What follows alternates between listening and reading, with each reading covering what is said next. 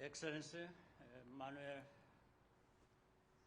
Macron, President of Nyakubahwa Emmanuel Macron, Perezida wa Repubulika y'Ubufaransa, Mayor Emmanuel Gregoire, Bwana Meya Manuel Greber, President of Ibuka France, senior government officials, njyewe Paul Kagame, Perezida wa Repubulika y'u members of the Rwanda, diplomatic corps, abayobozi bakuru ba leta, ladies and gentlemen. abagize urwego rwa diplomasi, banyakubahwa badamu namwe bagabo. Was just spoken. Mbanje gushimira uwarokotse jenoside umaze kuvuga Jeanne Uwimbabazi. It's not part of my speech, but let me say a small thing. The events she described Ntabwo ibi biri muri disikuru yanjye, ariko reka mvuge akantu gato. very familiar to me in many ways. Ibyabaye yasobanuye biramenyerewe cyane kuri njyewe. There was bound to be a cycle of Mu buryo bwinshi, icya mbere bisa nkaho mu Rwanda habagaho uruziga rw'imyaka nka 30, aho ayo makuba yabaga agaruka. what she described Kuko ibyo yasobanuye imyaka nka 30 mbere yaho, imyaka 34 mbere natwe twanyuze mu yandi makuba. before that we experienced another tragedy. Mbere yaho, imyaka 34 mbere natwe twanyuze mu yandi makuba. 4 years old, Icyo gihe nari mfite imyaka 4, and my family and others became refugees in a neighboring country.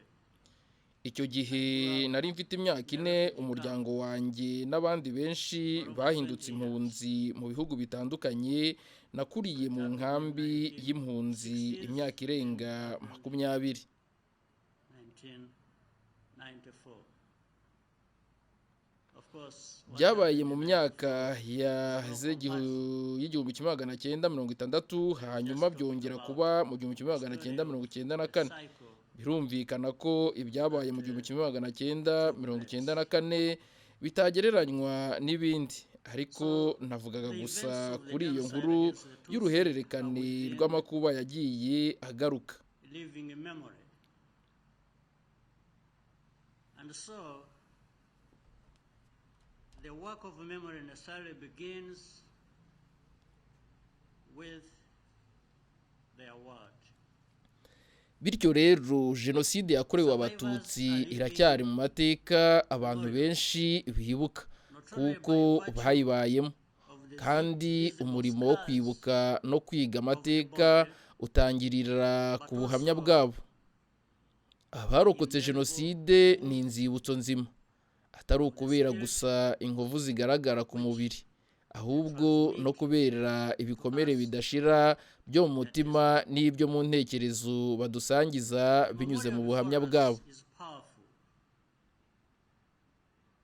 because it sets the truth in stone. Urwibutso ruri imbere yacu rufite imbaraga kuko rwanditse ukuri mu ibuye, kandi rukarinda ko igihe rugasenywa cyangwa rugasibangana binyuze mu kwigisha abazima. None is needed. But it will stand as a mark of respect for the dignity of Rwandans and our history. Ntabwo ari ukwemeza ukuri kuko nta mpamvu yo kurwemeza ihari, Celebration of such a ahubwo memorial in a place of honor ruzahora ari ikimenyetso cyo kubaha agaciro n'icyubahiro by'Abanyarwanda ndetse n'amateka yacu. but routine. Ariko kuba turi guhamya ifungurwa ry'urwibutso nkuru ahantu h'icyubahiro mu mujyi wa Paris ni ikintu kidasanzwe rwose. Emmanuel Gregoire ndashaka gushimira umujyi wa Paris, ubuyobozi bwawo Emmanuel Gregoire ndetse n'uwahoze ari meya Anne Hidalgo kubera ko bakoze ibishoboka byose kugira ngo ibi bishoboke.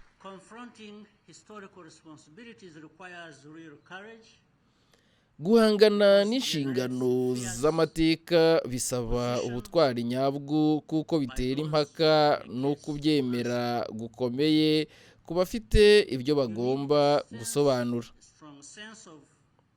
Bisaba kandi ubumuntu bukomeye kugira ngo umuntu abikomeze kugeza ku ndunduro.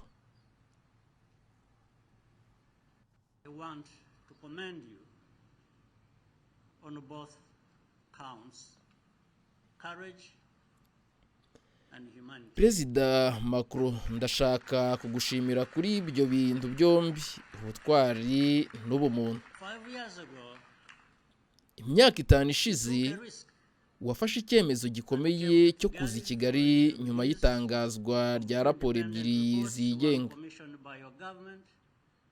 Imwe yaratumijwe na guverinoma yawe, indi itumijwe n'u Rwanda, ariko zose zageze ku myanzuro isa.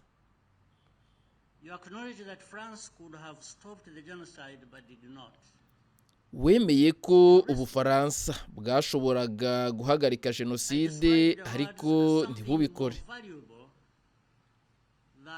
Mu gusubiza ibyo navuze ko amagambo yawe yari ikintu gifite agaciro karenze gusaba imbabazi, ni ukuvuga ukuri.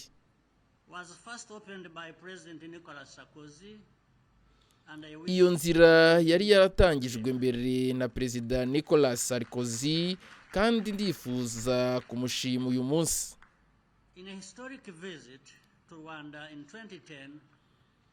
Mu ruzinduko rw'amateka yagiriye mu Rwanda mu 2010, Perezida Sarkozy yemeye ko Ubufaransa bwakoze amakosa akomeye kandi ko butabashije gukora ibyo bwagombaga gukora ngo buhagarike jenoside. Ndashimira kandi Abafaransa biyemeje ukuri, abanyamakuru, abarwanashyaka n'abashakashatsi batigeze bahwema kugaragaza ukuri, kandi benshi muri bo bari hano uyu munsi. Rakoze. Imbaraga mwashyize mu gutuma amateka avugwa uko ari zafashije abantu benshi kandi zisubiza icyubahiro abahohotewe. The genocide against the Tutsis was foreseeable and in fact foreseen, and France was in a unique position to observe and to act. Jenoside yakorewe Abatutsi yashobokaga kubonwa mbere y'uko iba, kandi mu by'ukuri yari yarateguwe. Ubufaransa bwari mu mwanya wihariye wo kuyibona no kugira icyo bukora. Byafashe igihe kirekire kugira ngo Ubufaransa rwemere uruhare rwabwo, kandi ibyo byongereye ububabare. Kandi hari ingingo zimwe na zimwe kugeza ubu tutarageraho ku bwumvikane busesuye. Ushobora kumva uko abarokotse jenoside n'abaharanira ukuri bumva igihe batanyuzwe n'ibivugwa mu nyandiko zemewe. Ariko nemera ko umurimo twakoranye watangije urugendo rugana ku kuri rudashobora gusubira inyuma.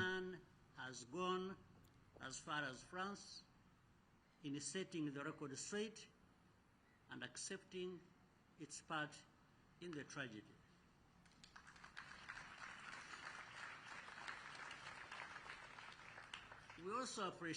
Kandi Ubufaransa sibwo bwonyine bwagize uruhare muri uku gutsindwa habe na gato. Ibindi bihugu byinshi nabyo byarananiwe, ariko nta gihugu cyageze kure nk'Ubufaransa mu kwemera ukuri no kwemera uruhare rwacyo muri aya makuba.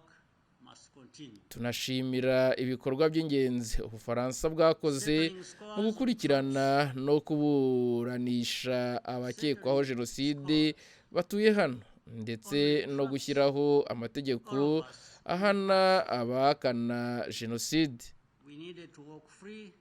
Uyu murimo ugomba gukomeza. Guhora twishyurana amateka bituma twese dukomeza gufungirwa mu bihe byashize, kandi gukomeza kubaho mu mwuka wo kwishyuza no guhangana n'ibyahise ntacyo bitugezaho uretse kudukomeza muri ayo mateka. Ibyo bidufungira twese mu bihe byashize twari dukeneye kwigobotora ingoyi z'ibinyoma, kandi twabigezeho. Icyo gihe kimwe n'Ubufaransa bufite uruhare rukomeye mu bibazo birebana na Afurika mu muryango w'abibumbye no mu zindi nzego mpuzamahanga. Kubera iyo mpamvu Ubufaransa busanzwe bwitezweho byinshi kurusha ahandi, haba mu rwego rwa politiki no mu rwego rw'imyitwarire, igihe amateka y'ibyabaye agarutse akagira ingaruka ku bibazo biriho ubu ku mugabane wacu.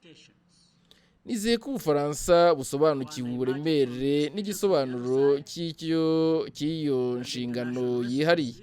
Si ibintu byoroshye, ariko ni ingenzi cyane, kandi uru rwibutso ni ikimenyetso cy'ayo mahitamo n'ibyo byifuzo byo kugera ku rwego rwo hejuru.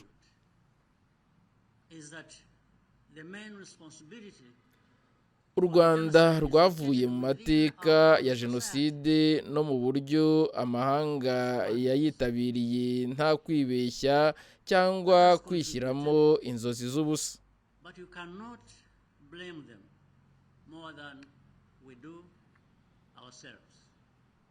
Ikintu kimwe tudashidikanyaho ni uko uruhare nyamukuru muri jenoside ruri mu muryango nyarwanda ubwarwo. Nk'Abanyarwanda abandi bagize uruhare, ariko ntitwashinja abandi kurusha uko twishinja ubwacu. Iyo myumvire yaduhaye umudendezo wo kwisuzuma no gushakira ibisubizo mu ndangagaciro n'imigenzo yacu, kugira ngo duhindure sosiyete yacu ibe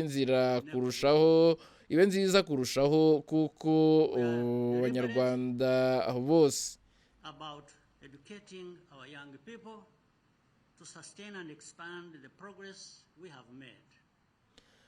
Ubushake bw'u Rwanda bwo gutsinda amateka mabi twanyuzemo no kwirinda ko yongera kwisubiramo ntibwigeze bucogora, kandi ntibuzigera bucogora. Dufite gahunda ihamye yo kwigisha urubyiruko rwacu kugira ngo rukomeze kandi rwagure intambwe twagezeho, nubwo yaba ari nto. Gutotezwa cyangwa gushyirwaho igitutu, uko byaba bikomeye kose cyangwa biturutse ku muntu ufite imbaraga zingahe, bitwongerera imbaraga zo guhagarara dushikamye kurushaho.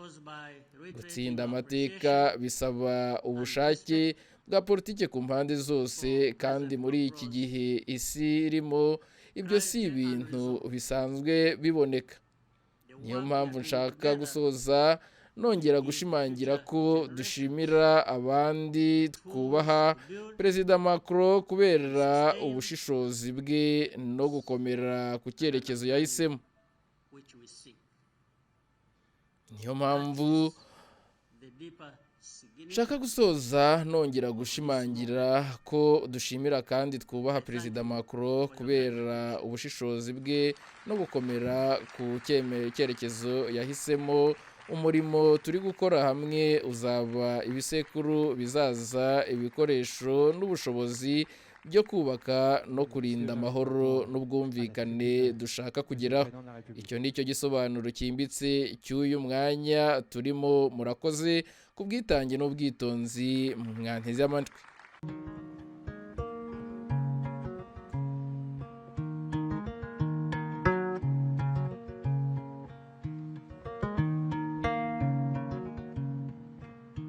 notre amitié ancienne comète a mis fin à mes ténèbres. La nuit s'est teintée de tendresse colorée. J'ai cessé de traverser les déserts d'oreilles. C'est une heureuse surprise au firmament, une nouvelle légèreté à l'horizon.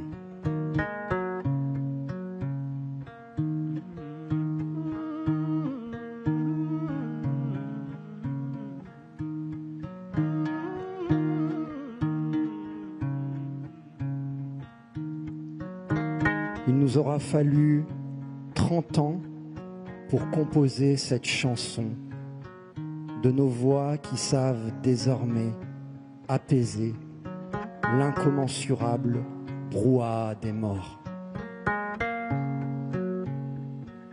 Sur quelque rive que l'on est accosté, sa mélodie monde saura raconter notre épopée d'enfants échoués.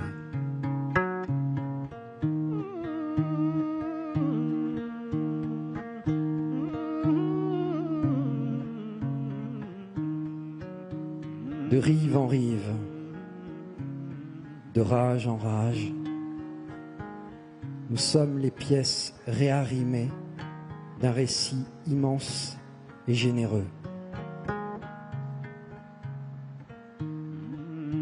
Dans les remous de ce long voyage, nous apprenons à culbuter le malheur.